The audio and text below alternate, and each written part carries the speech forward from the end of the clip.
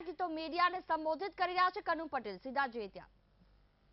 સરકારના કોઈ પણ ભારતીય જનતા પાર્ટીના જે પણ નિર્ણયો હશે એમાં અમે હંમેશા સહમત જ હોઈએ છીએ અને પરિવાર તરીકે અમે ખાલી રજૂઆત કરવાની હોય, પરિવારના કોઈ સભ્ય હોય તો એની રજૂઆત કરતા હોય છે, એમાં કોઈ નારાજગી જેવું હોતું નથી। અને મેં જે મારી વિધાનસભાની અંદર જે મહેનત કરીને મારે પોતાના માટે જે ધારાસભ્ય પદ લડ્યો ત્યારે મારા પોતાના માટે જે મેં મહેનત કરી હતી એથી પણ વધુ મહેનત આ વખતે 2019ની ચૂંટણીમાં આદરણીય વડાપ્રધાન નરેન્દ્રભાઈ મોદી સાહેબ પીએમ ફરીથી બનવાના છે, એથી પણ વધારે મહેનત કરીને પ્રધાનમંત્રી મોદી સાહેબ માટે હું મહેનત કરવાનો છું। ના, કોઈનાથી નારાજ નથી। જવાહરભાઈ ચાવડા આયા છે તો અમે એમને વેલકમ કરીએ છીએ કે અમારી પાર્ટીના એક સભ્ય વધારો થયો છે અને અમારી પાર્ટીમાં જોડાયા છે।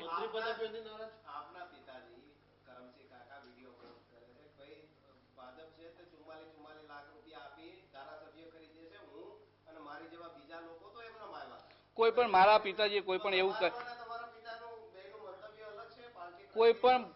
મારા પિતાજીએ કોઈ પણ એવું સ્ટેટમેન્ટ આપ્યું બી નથી અને એમને તો ગઈકાલે પણ એમને જ્યારે હાઈકોર્ટમાં હતું ત્યારે પણ એમને કીધું છે કે ત્યાં આગળ જ્યારે બેંગ્લોર ગયા હતા ત્યારે રાજુભાઈ પરમારે કોઈ એક લાખ રૂપિયા પણ આપ્યા છે એવું સ્ટેટમેન્ટ પણ એમને આપ્યું છે। એટલે કોઈ પણ એવું અમારે કોઈ નારાજગી છે નહીં કે હંમેશા રહેવાની પણ નથી કોઈ દિવસ।